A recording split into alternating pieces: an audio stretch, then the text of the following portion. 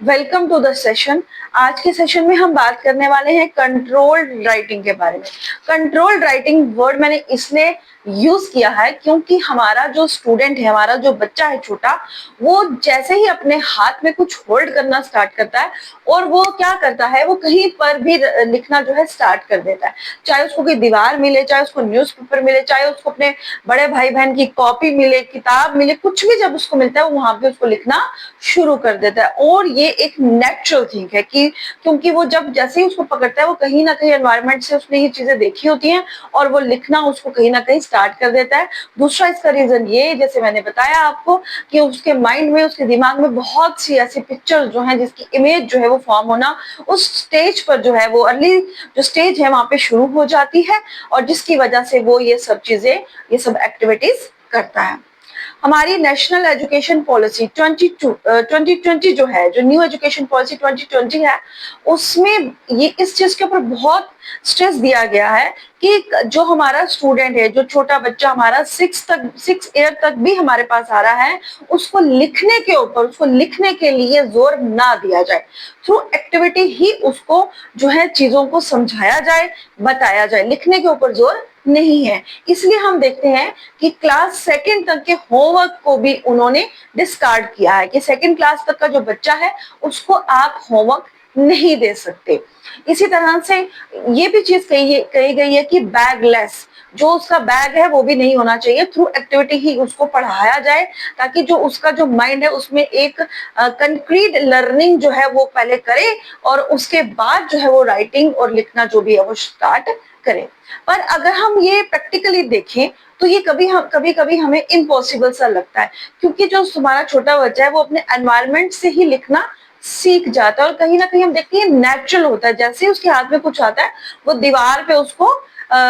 उस दीवार पे उस इमेजिनेशन को उतारना स्टार्ट कर देता है। तो हमें कहीं ना कहीं ये बड़ा टफ लगता है कि किस तरह से हम राइटिंग को छोड़ दें और उस बच्चे को हम किस तरह से एजुकेशन की तरफ लेकर जाएं।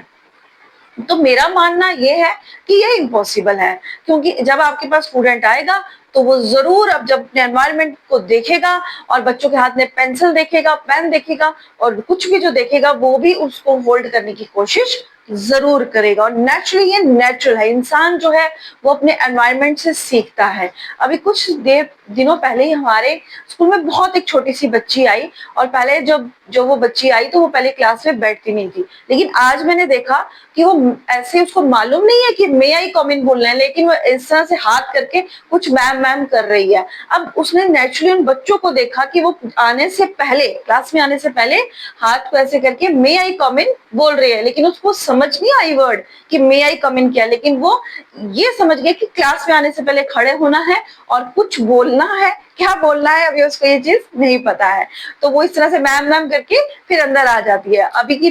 टीचर के कोई कमांड का वो वेट नहीं करती, अभी उसको ये चीज नहीं पता, लेकिन उसको ये एनवायरनमेंट से उसने सीख लिया है। अब इसी तरह से राइटिंग के लिए भी है। जैसे ही स्टूडेंट हमारे पास आएगा, अब उसके घर का एनवायरनमेंट, अब तो वैसे आजकल तो पेरेंट्स बहुत ज्यादा अवेयर है कि वो बच्चे को स्टार्टिंग से ही, जैसे ही वो कुछ थोड़ा सा भी बड़ा होता है तो वो कुछ ना कुछ, जैसे ही वो होल्ड करना शुरू कर देता है तो उसको बोर्ड ला के दे देंगे, कोई कॉपी दे देंगे, कुछ दे देंगे, तो वो उस पे वो जो है उसको बोलते हैं, इस तरह से सिखा देते हैं कि आप इस पे राइट करो, जो कि नेचुरल है। हम इसको अलग नहीं कर सकते हैं किसी भी बच्चे की एक्टिविटी से,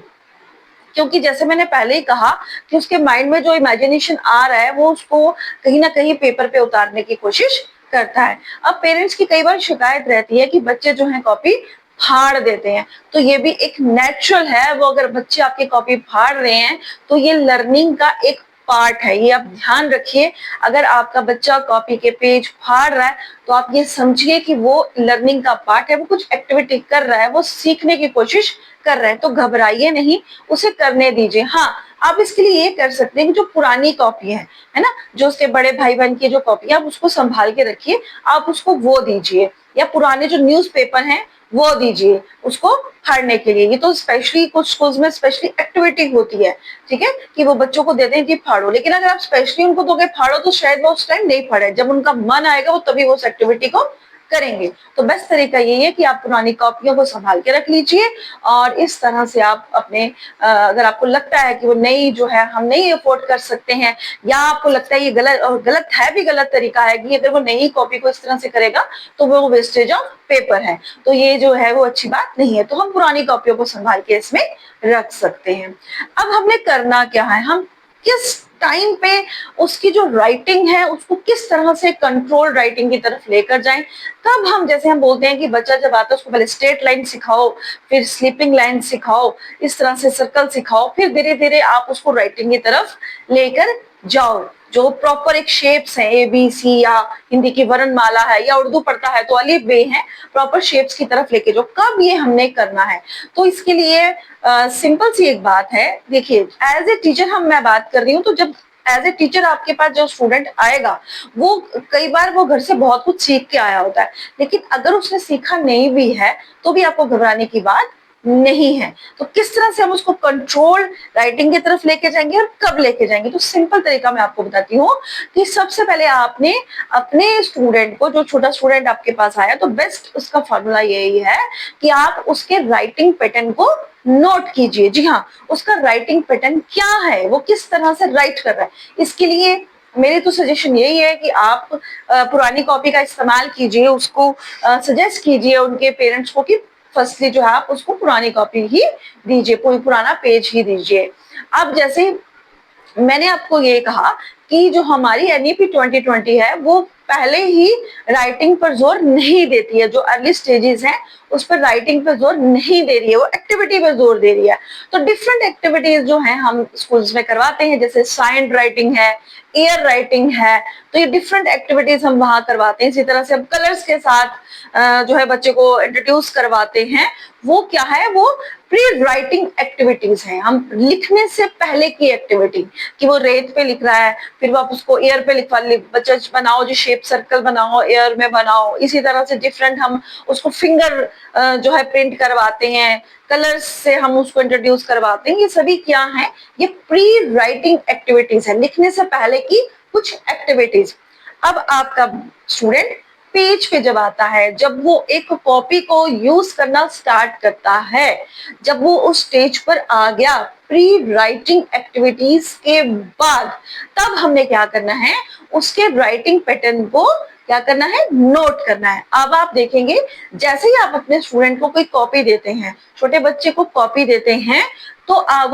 वो किस तरह से राइट कर रहा है, वो किस तरह से उसको इस्तेमाल कर रहा है। अगर छोटा बच्चा है, आपने देखा होगा, आप उसको कॉपी जब दोगे तो कई बार वो क्या करता है, मान लीजिए कॉपी का पेज है, तो आप देखेंगे उसकी राइटिंग पैटर्न वो क्या होगा, आप उसको कोई अपनी जगह, कोई अपनी शेप नहीं बनानी है, जस्ट दे देनी है उसको लिखने, तो हो सकता है वो इस तरह से पूरा पेज ही ऐसे भर दे। ठीक है, तो ये उसकी अनकंट्रोल्ड राइटिंग का एक हमें मालूम चला है कि अभी उसकी राइटिंग जो है वो कंट्रोल नहीं है। फिर आप धीरे धीरे उसको देखेंगे, वो खुद ब खुद, आपको मेहनत भी नहीं करनी पड़ेगी, जो आप डिफरेंट एक्टिविटीज करवा रहे होंगे, कलर्स के साथ, सैंड राइटिंग के साथ, एयर राइटिंग के साथ, और फिंगर जो प्रिंट्स आते हैं, प्रिंट के ऊपर जब हम बच्चों से लिखवाते हैं, तो उन सब से आप देखेंगे वो धीरे धीरे क्या करेगा। जैसे मान लीजिए कॉपी का पेज है, अब आपने कुछ उसको शेप बना के दी, तो वो उस शेप के अंदर जो है कलर करने की कोशिश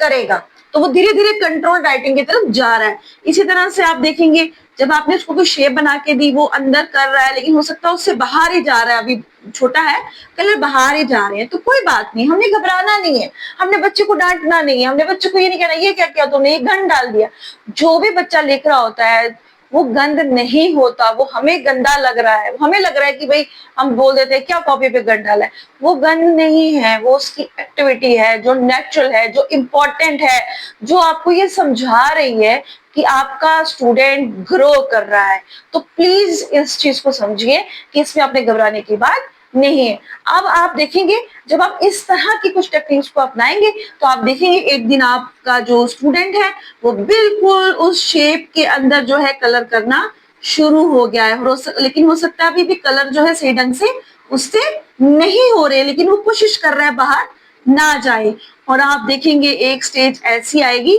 जब आप उसको कोई शेप बना के देंगे, वो पूरा प्रॉपर जो है उसको इस तरह से कलर कर पाएगा। आप देखेंगे और ये स्टेज जरूर आएगी। वो इस तरह से प्रॉपर तरीके से कलर कर पाएगा और बिल्कुल प्रॉपर उसको समझ आ जाएगी कलर कैसे करने। ये स्टेज, इस स्टेज पे जब आपका स्टूडेंट पहुंच गया तो ये जो प्री राइटिंग एक्टिविटीज हैं, अब आपको समझ आ जाना चाहिए जब वो इस स्टेज पे पहुंच गया, वो कलर कर पा रहा है उस एक शेप के अंदर, तो वो एक कंट्रोल्ड राइटिंग की तरफ जा रहा है। ये स्टेज है कि अब आपको इंट्रोड्यूस करवानी है ये standing lines, sleeping lines, slanting lines, circle shapes, triangle, square, rectangle, different shapes जो हैं आपने उसको इंट्रोड्यूस करवानी है। प्री राइटिंग की एक्टिविटीज जब आप देख रहे हैं कि वो कंट्रोल्ड हो रही है, उसके बाद आपने उसको ये प्री राइटिंग की डिफरेंट और जो उसका लोअर लेवल है उस तरफ लेकर जाना है। आप देखेंगे वो धीरे धीरे, जो हम कई बार क्या करते हैं, मैंने देखा है कि पहले दिन ही बच्चा आया हम उसको ए बी ये इस तरह से लिखाना शुरू कर देते, बहुत ही गलत तरीका, और फिर उसको आता नहीं है और वो गैप रह जाता है, क्योंकि नेचुरली वो गैप रहेगा जब उसको समझ नहीं आएगी और हम उसको आगे आगे आगे लेके जा रहे हैं, हमें खुद ही नहीं पता क्या करना है, तो इसलिए ये राइटिंग की प्रॉब्लम हमारे पास आती है और बच्चे में कहीं ना कहीं डिसेबिलिटी जो है वो ग्रो कर जाती है, उसमें वो कहीं ना कहीं लर्निंग डिसेबिलिटी की तरफ चला जाता है, जो कि कहीं ना कहीं हम जो है वो गलती करते हैं उसकी वजह से। अब जो पेरेंट्स होते हैं अगर तो वो अवेयर हैं तो हम टीचर के लिए इजी हो जाता है, लेकिन अगर वो अवेयर नहीं है तो हमने उनको भी गाइड करना है। मैंने कई बार देखा है, जैसे मैं क्लास में देती हूँ कि आप बच्चे ये कलर करके आओ, क्योंकि मैं तो चेक कर रही हूँ कि वो कब वो कंट्रोल्ड राइटिंग की तरफ जाएगा, लेकिन जब वो बच्चा आता है, एक बच्ची तो आई, वो जो बच्चा वापस आया तो उसके पेरेंट्स ने कहीं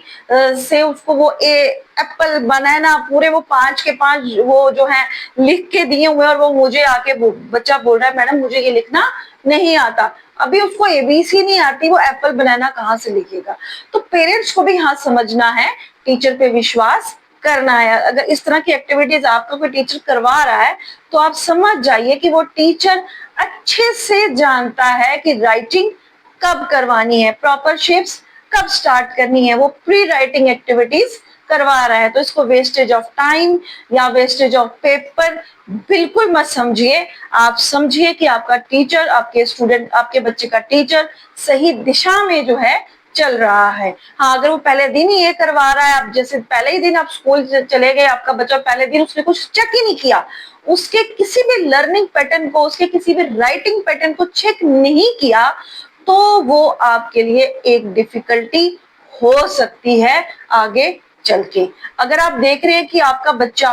कई बार स्टूडेंट्स होते हैं वो घर से ही एबीसी सीख कर आए होते हैं, तो वो स्कूल में भी लिख लेते हैं, तब तो कंडीशन अलग है क्योंकि उसके पेरेंट्स ने उसको सिखाया है, कि पेरेंट्स अवेयर है। लेकिन इस तरह का बच्चा जो पहली बार ही आया है, सबसे पहले आपने उसके लर्निंग पैटर्न को चेक करना। ये नहीं किया पहले दिन आया तो आपने उसको लिखवाना शुरू कर दिया, पहले दिन तो आप उसको एक्सप्लोर करने दो आगे पीछे के एनवायरनमेंट को। कई बार बच्चे क्लास में नहीं बैठते तो कोई बात नहीं, इसके ऊपर हम फिर से एक अलग सेशन में बात करेंगे। आज हम राइटिंग की ही बात कर रहे हैं कि कंट्रोल राइटिंग को कब हमने स्टार्ट करना है, प्री राइटिंग एक्टिविटीज के बाद, और किस तरह से हम उसको चेक कर सकते हैं। सिंपल तरीका है, हम कलर दे दे, पेज दे दे और देखिए उसका कलरिंग पैटर्न क्या है। जब वो एक प्रॉपर शेप में प्रॉपर कलर करने लगे तो उसके बाद हम उस प्री राइटिंग एक्टिविटी के बाद उसको फिर प्रॉपर शेप्स की तरफ लेके जाएं, जैसे स्टैंडिंग लाइन, स्लीपिंग लाइन,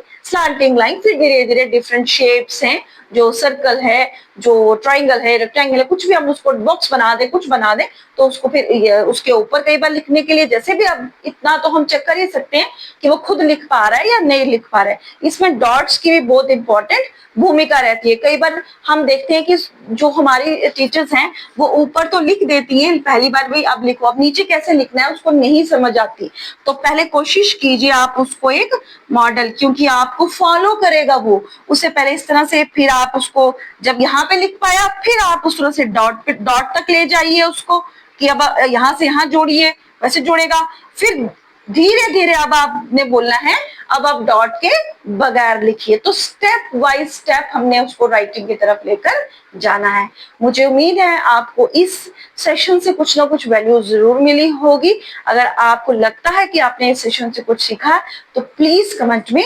जरूर बताइएगा। Thank you.